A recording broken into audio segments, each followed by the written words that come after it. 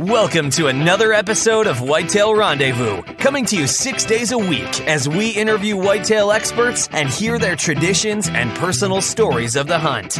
Learn more about the latest gear, discover proven tips, and the latest strategies so you can make your next hunt a success. Now here's your host, Bruce Hutchin.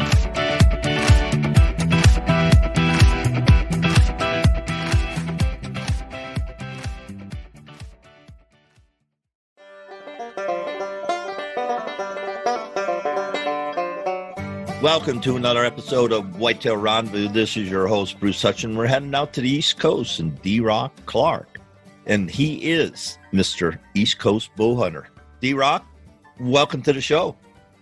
Hey, thanks for having me. Glad to be on, Bruce. Yeah, I'm excited because you guys are killing it, and you got a great podcast, and you have some super guests, and I'm just glad we can just kick back and kind of talk shop between two podcasters. Hell yeah, I'm looking forward to it myself. Like I said, I'm humbled that you reached out to come on the show. And first and foremost, happy 49th anniversary. That's a milestone that not everyone gets to see, and I hope one day I get to do the same. Well, my wife's a saint. I guess that's what I'll say. And it was probably my biggest post yet on Instagram. I've had hundreds of people, just say, hey, props and congrats and, yeah, that's awesome. And all that. And so, yeah, it's fun. And I got quite a wife because she's allowed me to live my passion, which is hunting and fishing, for 49 years. And so I'm a blessed man. That's for darn sure. Yeah, those are hard to find. So God bless to you. Cheers. Cheers. So let's start about you. Give me the backstory of East Coast Bowhunter, why you guys cranked it up. Well, it all started, I want to say, I've been low-key kind of off the grid a little bit and really putting foundation. So this way, once we came to light, it'd be something to be said. And not just another podcast is just trying to come out. And not that I discourage anyone from doing so, but I just wanted good foundation. And I want to shout out my co-host, Trev, East Coast Trev. He's a hard worker. He's a fisherman. He couldn't make it tonight. So hopefully down the road, maybe you could have him on an episode. Love to. And basically where it started from is I was building that foundation and I had enough backing to kind of start, making my face known and my name be known. And my first appearance was on Working Class Bowhunter. Shout out to Kurt Geyer and the boys out there in the Midwest. He's actually our title sponsor. It's the first podcast to sponsor another podcast. Wow. Yeah, it was pretty cool. He's definitely my best friend, and he's been a big help for the kind of startup of things. But back to it is once I figured I had enough foundation, I kind of scouted Connecticut for people this time, not whitetail, and to get the right representatives out of the East Coast to join the podcast. And I bumped into Trev, East Coast Trev, at a New England show. And he had a booth with CT Bowhunting at the time. We're going back not that long ago. We just started the podcast September 2018. And opening day, actually. And a few months prior at the show, it was February 2018, ran into Trev. And I'm like, listen, you guys should start a podcast. Because he had great foundation, great following to represent not just Connecticut, but the whole East Coast. And one thing led to another, and we're not even a year in, and our most recent episode featured Sue Aikens from Life Below Zero on Nat Geo. So it's been trucking along pretty quickly. That's great. So that's a little bit of the backstory. Now let's talk about your hunting backstory. Where'd your hunting tradition come from? Well, I'm glad you asked. The only American out of my Mexican family. All my siblings and my mother were born in Mexico. My father was born in New York, but he went to school in Mexico. Down in Mexico, my family's pretty well set off, and my grandfather would always take me out to his ranches, and we'd go hunt there. Showed me the stick and string and how to shoot as a young lad.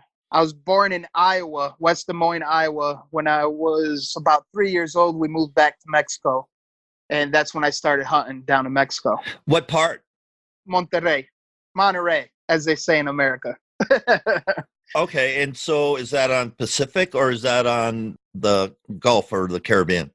It's actually somewhat central east Mexico, north part, about 3 hours south of El Paso, Texas. Okay. So I started hunting there, and my father is a marine biologist, computer engineer, and he was definitely not a hunter, definitely not into power sports. I'm everything he wasn't. Uh, he played ball a little bit, but I was the football star, played for Syracuse for a little bit, and I just wanted to be kind of outdo him, so to speak, because he was always, I guess, highly sought after. All his buddies always, he was always busy. All his buddies would ask him questions. He would always have the answers. So I always looked up to him, but always wanted to show him that I could be better than him. Kind of competitive nature, I guess, Sure. between father and son. So when your grandfather took you out, now what did you hunt? Did you hunt javelina or you hunt mule deer or what did you hunt? Never deer, never big game. It was mainly just rabbit, small, kind of like grouse-like birds, or never got a chance to shoot ocellated turkey, which that's going to be a bucket list of mine. Just random, smaller critters. Once I started hunting big game, we'll fast forward a little bit, around, I want to say directly after high school, I moved to Louisiana. Actually, it was right after Syracuse, as a matter of fact. I moved to Louisiana, lived on Fort Polk with my brother on base. He was in the service for the Army. And I would frequent the swamps down there, and I bow hunted gator a lot down there. That was a fun task, and definitely a learning curve for sure, because I messed up a lot bow hunting gator down there. Yeah, never done it, and I don't know if I would. I think it'd Well, be fun. if you don't mind mosquitoes, then I would highly recommend it for sure. Yeah, because it sounds But like fun. So you're down there, and then how did you get up to Connecticut where you are now? well, I went to school in Connecticut, graduated actually through elementary school all through high school in Connecticut. Oh, you did? Okay. Yep.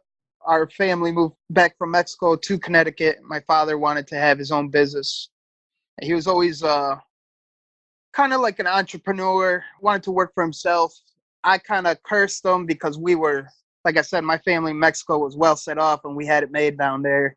So to move from there and then come back to America and kind of start from scratch, I was kind of upset at first, but then all the friends that I was making right away, it made it worthwhile. And all my friends, I grew up in Naugatuck, Connecticut, and it's about as country as you could get for Connecticut. Just like Coventry, East Coast Trev out there, and my other co-host Ryan, they're a bunch of hillbillies out there too from Connecticut, believe it or not. Now, Coventry, are you talking about Coventry in Rhode Island? Coventry, Connecticut. Okay. It's about no more than an hour drive from Rhode Island, maybe even shorter actually. Yeah, because I grew up and I was born in Providence and lived in Foster Center right on the Connecticut border. And that's where I started hunting when I was 10 years old. Oh, right on, right on. So you hunted some big whitetail back then too, then? No, I shot grouse and caught trout and raccoons and rabbits. But Nice. there was very few deer. You know, you got to think back in the 50s. Yeah, that's true. There weren't a lot of deer in Rhode Island. I saw some, but I was way too young to hunt. Rhode Island's booming for whitetail right now. Is it Booming. really? Yeah, it's insane. I don't want to give all the hot spots, but New England has a lot of sleeper states. We kind of keep it on the hush out here because everyone's focused on Midwest, so let everyone go out to Midwest. Yeah, because my uncle had a little farm down in Coventry, Rhode Island, and my cousin still lives there. My other cousin died. My other cousin lives there. Maybe I should call him. You should, if you're trying to get at it again. You know, they got a couple 100 acres. One of my buddies out in Rhode Island won the National Whitetail Championship out of his sector out of Rhode Island. Oh, my goodness. Yeah, it was big boy. Big boy. I'll have to call Henry. I won't say his last name, but I'll have to call him because his dad, that was the first whitetail I ever saw shot, was when I was a little kid. A buck came out on the ridge and we were doing something in the yard. he was a farmer and they had a farm. And he said, go get my 4570. So I went and got it and took it to him. And Nice. Call up good old Hank and definitely venture out there if you get the chance. It'll be good. It'll be good for sure. yeah, well, that's interesting. You never know what you're going to find out on podcasts. So the hunting tradition started with your grandfather, then you hung out in Connecticut. Now, did you hunt in high school, or when did you really start archery hunting whitetails? Well, I'm not proud of this, but like many young folk, we just go out and shoot our bow and kind of learn more on squirrels and stuff. And in Connecticut, it's pretty tough. I mean, you have to wait till you're 12 years old to be licensed to hunt. And that was kind of the bigger deterrent for me.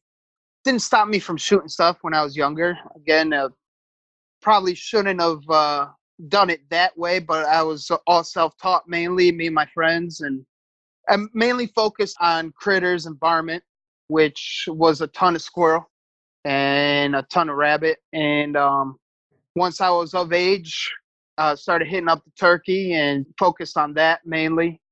Picked that up all through into high school. Never even dawned on me to go into whitetail game, only because I was really focused into football.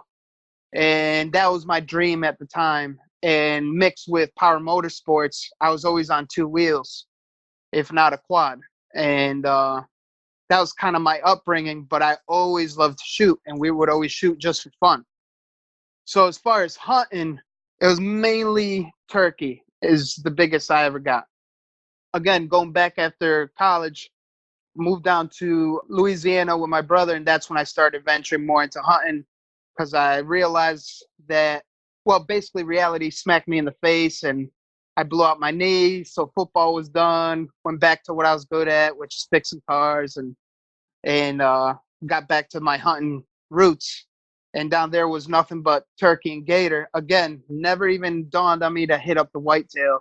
And that all started, well, fast forward. I mean, it started 2017 here in Connecticut. My buddy Jay Grenier, he got me onto it. And unfortunately, the first whitetail, I say this out of most respect because there's nothing wrong with it.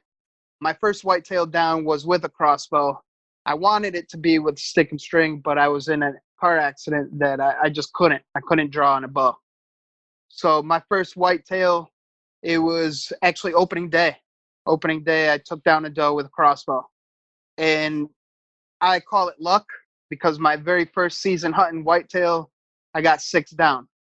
What? So, yeah, I was hooked.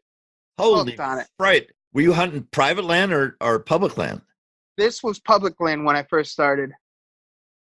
I became obsessed because, again, my buddy Jay opened me up to the whitetail world, and I'm one of those competitive dudes that I don't want to be just an average at whatever I do. I want to be one of the better at what I do.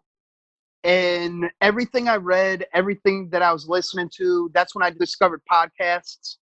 There weren't too many hunting podcasts at that time, like 2016. I was kind of prepping myself for it, going into the 2017 season. And that's when I found Working Class Bowhunter, which is our title sponsor for East Coast Bowhunting podcast right now.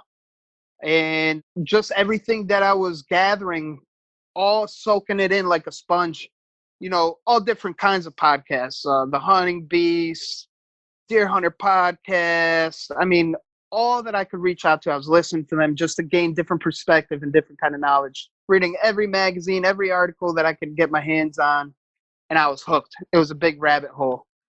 And I just did my homework during turkey season of 2017 and really kind of focused my vision on deer, but slayed birds at the same time. And it was all public land at first, so I set myself up to the high traffic area, and I told myself, I'm not going to wait for a big buck or trophy buck. My mentality when I first got going into it is, if it's brown, it's down. As long as it didn't have spots, I need to learn how to kill deer in order to know how to kill deer. That was my mentality going in. And opening day, sure enough, we camped out the night before. We did some scouting on the trail cams that I had set up and got fortunate enough, took down a doe opening day with a crossbow. No, were you out of ground blind or a hang on? Climber, actually. Okay. To this day, I use a climber only. I learned really quickly that you shouldn't cheapskate on climbing or investing in climbers, only because I went inexpensive because bow hunting is a very expensive sport. And the climber I had was your basic Field and Stream steel climber. So if you're tracking in 5 miles into the Oh woods, no. yeah, with a steel climber, your backpack, and your crossbow, even a light crossbow at 7 pounds gets heavy after a while. By the time I got to my tree, I was soaking wet, drenched. Luckily, I took enough advice that I went in basically in my skivvies. And once I got into the tree or got to the tree, I climbed up and then I layered up once I got up there, which wasn't many layers at that time for opening day. It was actually pretty hot that day. But that was lesson learned. By the end of the first season, I got my hands on a Lone Wolf Assault climber, which was a night and day difference. Night and day.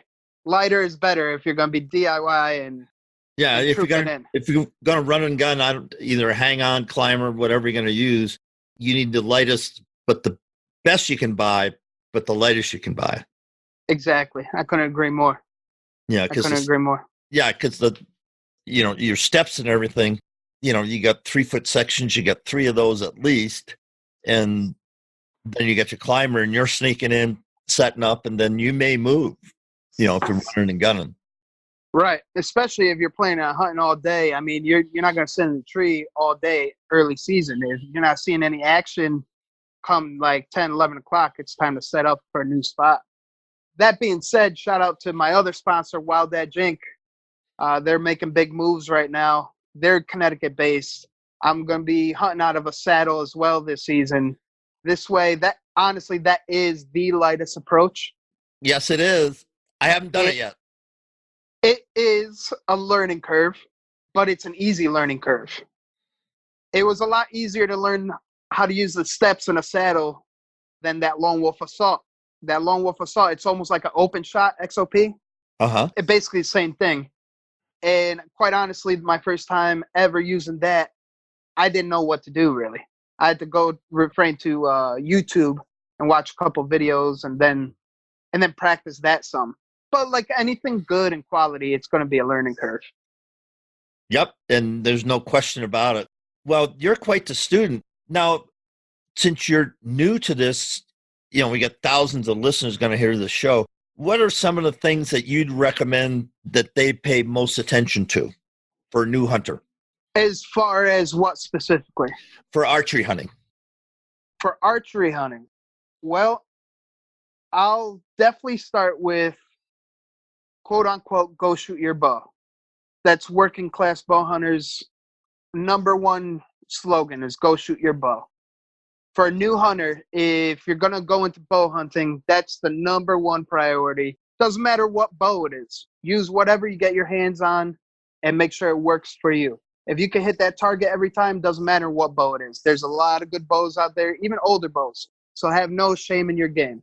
But number one, at least, my slogan is 20 shots a day keeps the Grim Reaper at bay.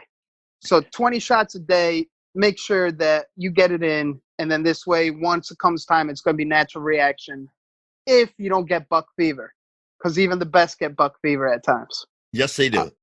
And going off of that, piggybacking off, going shooting your bow, is definitely invest. If you get an opportunity to invest in quality, do so right off the rip because you'll save yourself some money off the giddy up versus trying to consolidate and be with inexpensive equipment because you get what you pay for.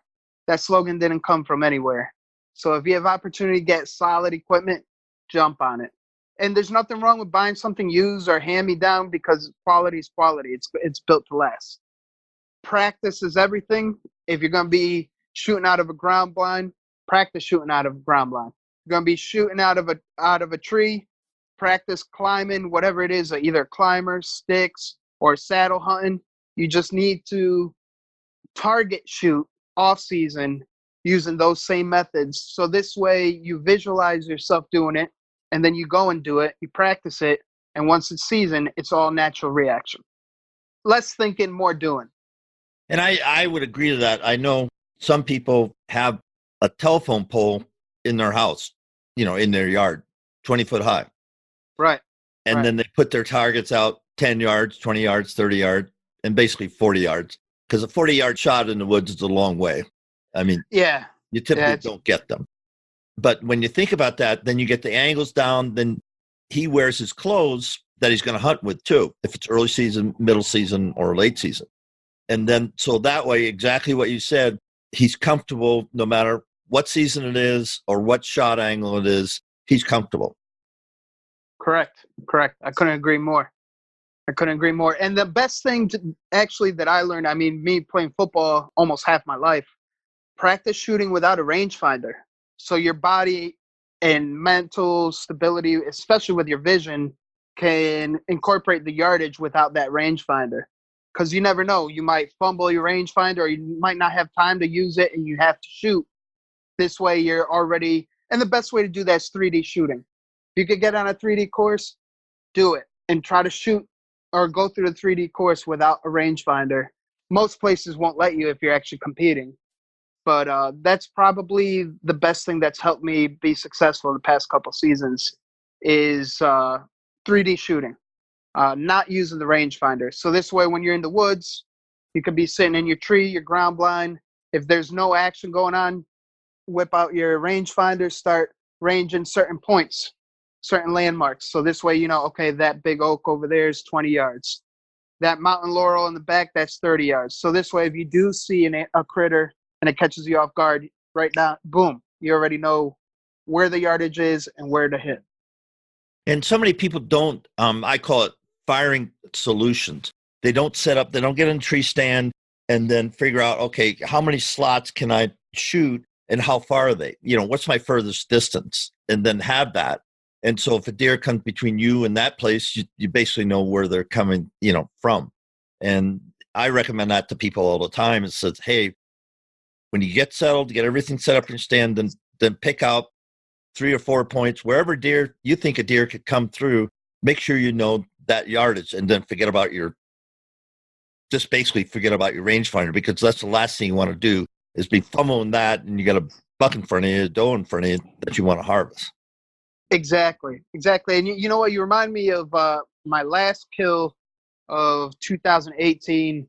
It was a 3-year-old buck, broken antlers. We've had him on trail cams, East Coast Trev and I. We've had him on trail cams. Big-bodied buck with a smaller rack. Probably, if I had to guess, probably maybe in the 120s, low 120s. I don't even think he would have. If he would have made Pope and Young, I would have been surprised. I'll put it that way. We went into, this was actually a private spot. We went kind of tag teaming, and East Coast Trev went on top of the ridge, and I stayed towards the bottom.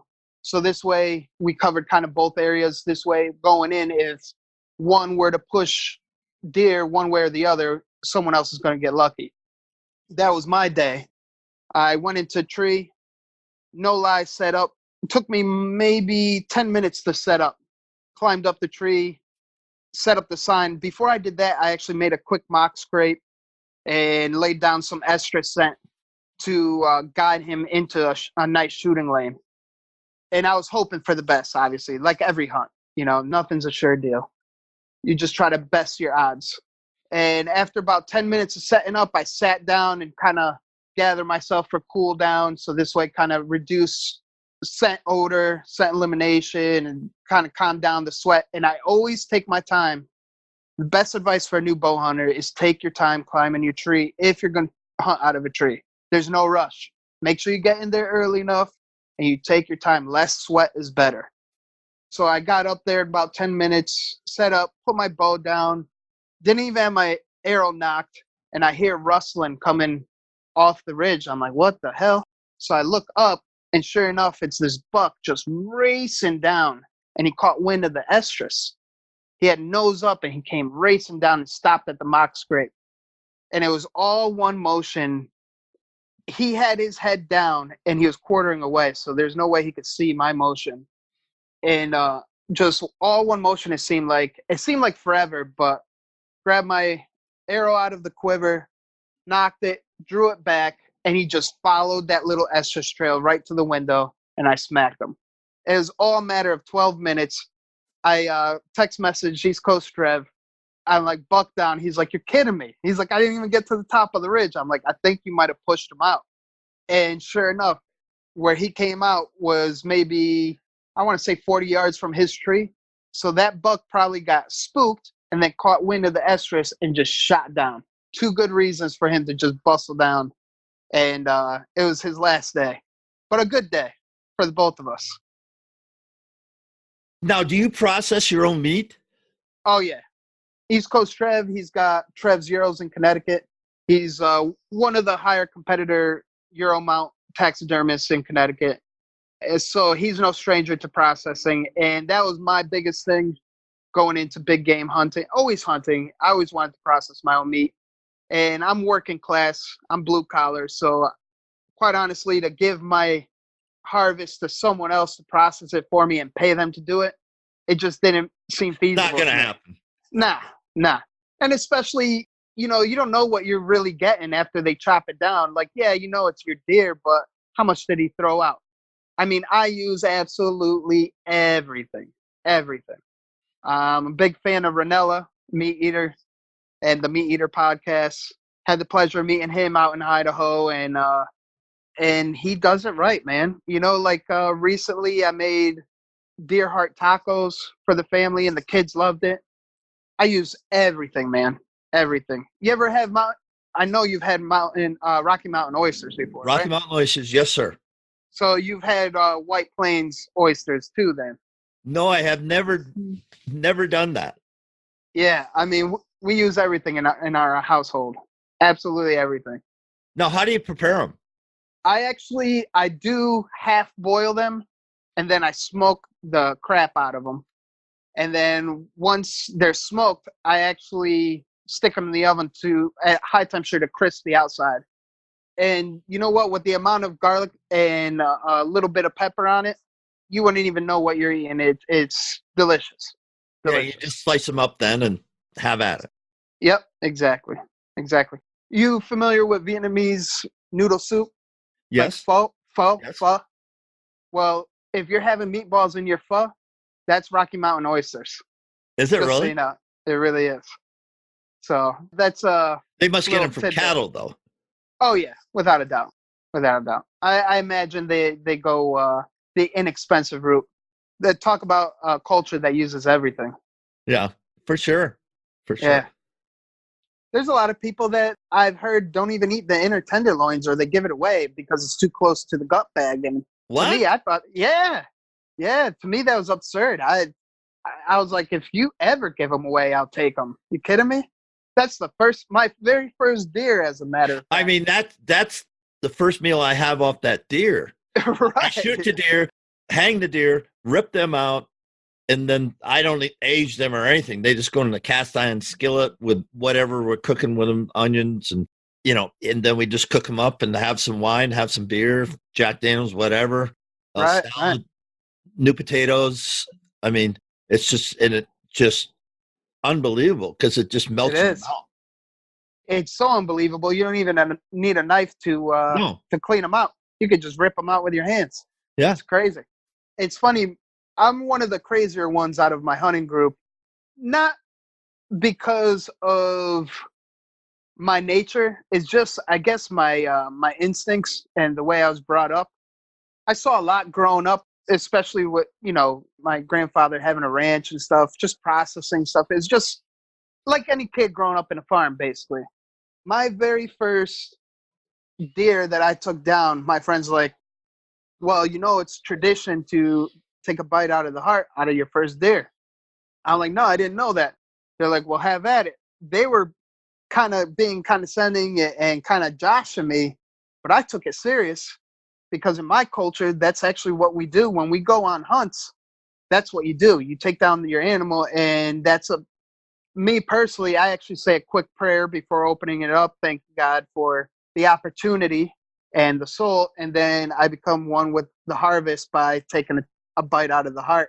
And when I did that, all their jaws just dropped. Because in Connecticut, I guess that's Well, I don't know about anywhere else, but in Connecticut, that was like a big, like, whoa, he just really did that.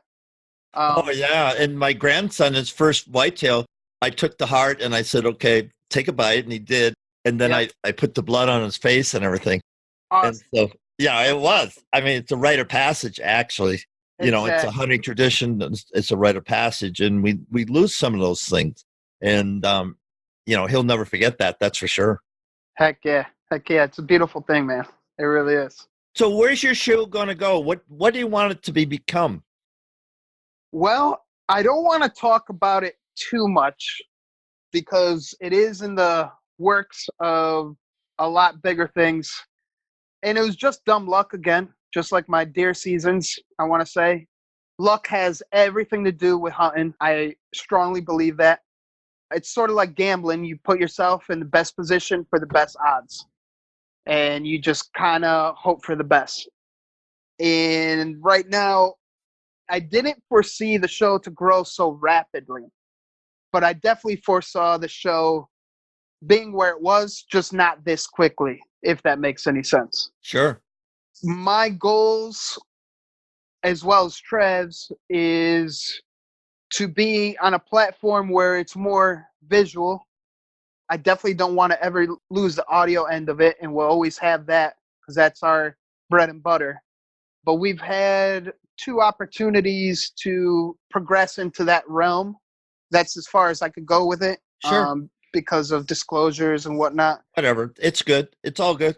Yeah, and you know what? It's East Coast Trev. He actually kind of, when I told him that I turned down a deal, he kind of, at first, he was like, what? And was kind of, he wasn't abrasive. What's the word I'm looking for? He was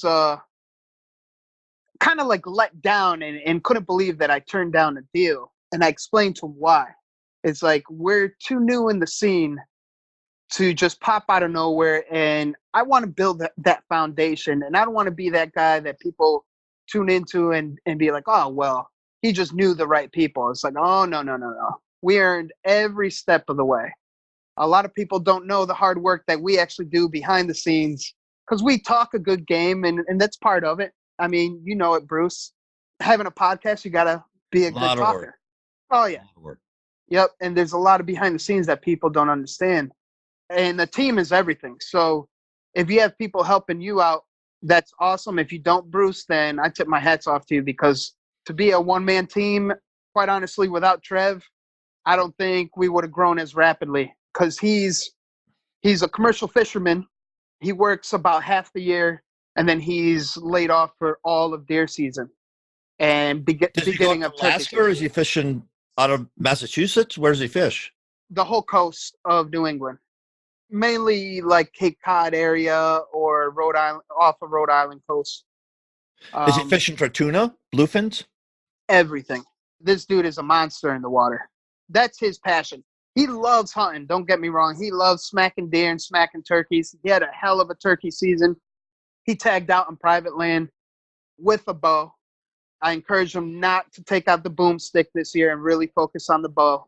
And man, was he successful. But his passion lies with fish. He's an awesome fisherman, and we're actually going to take it to the next level this season. So keep a lookout for us bow fishing some irregular species. We'll be teeter-tottering on the lines of legal, but we always do ethically. Just go have fun. Just go. Yeah, exactly. It's always a question. Well, is that legal? They always ask, but we do our homework to make sure that we don't get into any trouble. Although we could be known as troublemakers, we're lawful, law-abiding troublemakers. That's funny. I can't wait till I get out there and mix it up with you guys. I really look forward to that. Yeah. We talked in the warm-up. I do have a cousin out there. I haven't seen him for a long time, but, you know, I need to go visit him, and I need to, you know, spend some time with guys like you, because that keeps me young. No question about it. Heck yeah, man. You're more than welcome. We know plenty of spots out here. So get a hold of your cousin Hank and make it happen. Well, we'll do that. Do you have any questions to me? Because I'm about to wrap up, because I got to take my wife out on our 49th anniversary date. Oh, right. I want to be sensitive to that. Well, before I have a question for you, what I was getting at is Trev is my playmaker. I always tell my role in the hunting industry, I've gained the name the Podfather. And the main reason being is I always put my key players out in the field. I'm more like the coach. I'm typically in my hunting group that I'm affiliated with. I'm typically one of the older gentlemen in the group with the youngest heart, mind you. And I want my key players out there. I want them to succeed. I want them to be in the spotlight because you know what? I want to be known for the person that made it happen for them. Not to take credit for it, but just be the recognition end of it. That's it. And the perfect analogy to put is at the end of the Super Bowl, who's getting the bucket of ice thrown on them? That's who I want to be. That's who I want to be. Because the fame, that's not for me. That's not for me. I want to see my friends and my family succeed. So this way, that's what makes me happy. So Trev is my playmaker. Ryan, my other co-hoster, he's another playmaker. The Modern Assassin out of Maryland. Got him hooked up with Tech Driver TV on the Pursuit channel. Made that happen. Shout out to Nick Albanese out of New Jersey on Tech Driver. Awesome guy. Yeah, he is. Yeah, he is. We're strong advocate of East Coast, strong advocate of Zeus Broadheads. They're not our sponsor, but we are loyal to East Coast. Yeah, you got to be loyal to Nick. I mean, he's done so many great things in the industry. Oh, yeah, without a doubt. He's genius. Genius. He'll be on the podcast soon as well. He smacked the bear in Canada. So good. Yeah. Yeah. So my question to you, though, is what brought you to the podcast realm? What made you kind of pursue that when you first started a few hundred episodes ago? It's pretty simple. I killed my first deer in 1966 in the same farm I hunt today. And, I started hunting whitetails, and then I hunted all over North America. And I've been blessed to be able to do that. And so in 2014, I came back from being gone for a month or so hunting whitetails. And I had a buddy that was on Safari Club International local board, and his name's Bob Rourke. And he said, "You're going to be a podcaster." I go, "What?" And he's an entrepreneur. He does a lot of different things and very successful gentleman. And I said, "What?" And what year was this, Bruce? 2014, December, 2015, January. Nice. So it was back then. So I go, "What's a podcast?" You got to go back to that. There's gazillion podcasts, but when I started, there wasn't that many. So in March 15th, it said, you got to have a website, got to have a hosting company, got to have, editing. I got to have an Adobe. I got to have all this stuff because I did it all. I mean, wow. He was there supporting me, but that was it. And so he's been my sponsor the whole time. And so I just started, and he made a deal with me and said, in order to do this, basically to sponsor you, I want 100 podcasts in 100 days. Nice. There you go. Oh, and I knew nothing. So I did it. That's awesome. I got 100 podcasts in 100 days, launched August 31st, 2015. I'm over 600. Today I'm over 600 guests. You'll be, I don't know what number, and then I'm just a number now. Yeah, it's just, I used to, will we get 2,000 downloads today or 50 or 10 or none? You just don't know. But anyway, and so the whole love, and you can see behind me, that's the prettiest deer I ever shot. So that's why he's up there. Young deer, 6-inch, 8-inch brow tines. And that's why I shot him. Shot him with a muzzleloader in Iowa. And, I've always been a whitetail hunter, and I've hunted them, Canadian provinces, and I haven't killed a whitetail in New England yet. And that's, as we talked about, I grew up in Foster Center, Rhode Island. And so, it's the passion, and it's meeting people like you and asking the questions and having conversations and then sharing the hunting tradition. And see, that's what the genius behind podcasting is, because we get people out, they talk about it, but then we share. There's snippets, and somebody listens to my podcast, your podcast, doesn't matter. They're going to pick up these little nuggets, and they'll become a better deer hunter. And I think if you're a hunter and have a hunting community, then most times you're a better person. And you care about your community, care about your family, and you care about being a conservationist. And I won't even get into that part of my life. But, I've done a lot in the name of conservation. And so you throw all that in, and why the heck wouldn't I do this? Why wouldn't I do this? It makes sense. Everything happens for a reason, and I strongly believe in that. Anyone that believes, unless you're atheist and you don't believe in diddly squat, I mean, everyone believes in something. Well, you best believe that everything happens for a reason. Yeah, it does. Just like, us talking and connecting. And, I just think of the hundreds and hundreds of people that I've connected with. I would never have had a conversation. Like we said in the warm up, it's just like sitting in your living room or office, wherever you are. And we're just hanging out, talking about your career and what you're doing and hunting deer and, little this, little that.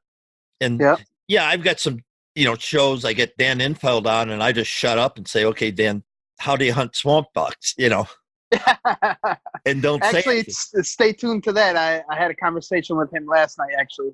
He might be popping on real soon too. So yeah, he's an incredible guy, but he's a genius at whitetail hunting. But as he's grown, we did a 3-part series one night. We're on for an hour and a half, and we talked about the cost of hunting. And he wasn't saying about the dollars. He was saying to your family, because he was a maniac. I mean, absolute maniac when he was getting started. He told me one story, and you'll hear it on the podcast, so I'm not telling tales out of school. He once told his wife he had to go back to the shop or something. He forgot something and went deer hunting. Yep. Oh, yeah. Yeah, he did a lot of sacrifices young. He talks about that. And he's one of my favorite guys. I do not know Steve Ranella. I'd love to have him on my show because, he's taken another level. I talked to Aaron Snyder the other day from Karafu, yeah. Yeah, Karafu up here in Colorado. He's going to be on the show. He just left for British Columbia hunting bear, but he's going to be on the show. And just you meet these guys. Aaron Snyder, I mean, a traditional archer, that travels and has built his whole life and his career around hunting. With his buddy Brian Broderick, shout out to him, Day 6 Gear. Yep. Yeah. And so you think of these people, and there's some luminaries and some A-listers, but then there's some people that are basically on nobody's radar. And, we just love it. Yeah. That's the best part about it is the podcast realm. You really get smacked in the face with the people you should be talking to. And that's why I do it, man. And the best part is if I could help someone out, even like having Jana Waller on recently from Skullbound TV, that's probably one of the biggest conservation supporters out there. And that's why she does it out there in Montana. And she's just killing it. And I was able to help her out to push her message just through podcasting. And quite honestly, if it wasn't for the podcast, would I have met her? Nope. Probably not.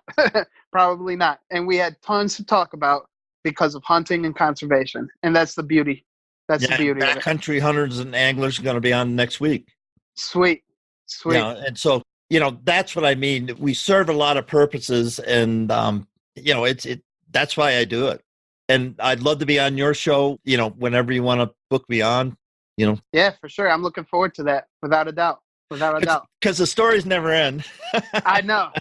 Just be ready, though. Just be ready because we usually go for right about an hour, but our record hit was, I think, 3 hours and 24 minutes, one episode.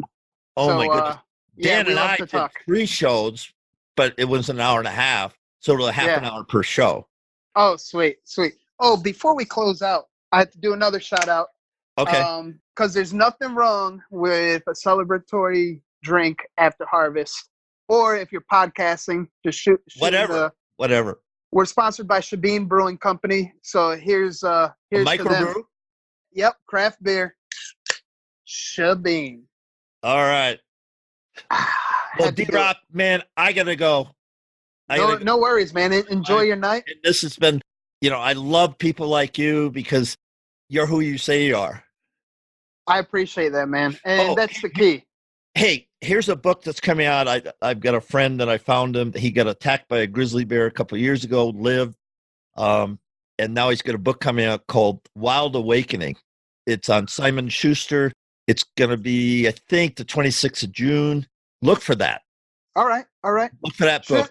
Shoot me a text after this. Yeah, Greg Matthews is the guy's name, and Wild Awakening, because it's just, I read sent me the book last night, and I read it.